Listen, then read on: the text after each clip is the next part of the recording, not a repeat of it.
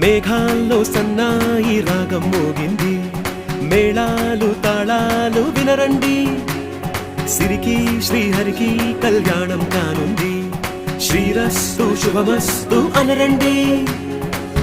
అచ్చు తెలుగింటో పెళ్లికి అర్థం చెప్పారంటూ, మెచ్చదగు ముచ్చట ఇది అని సాక్ష్యం చెబుతామంటూ, జనులంతా జై కొట్టేలా జరిపిస్తామండి. అందాల కుందనపు బొమ్మవని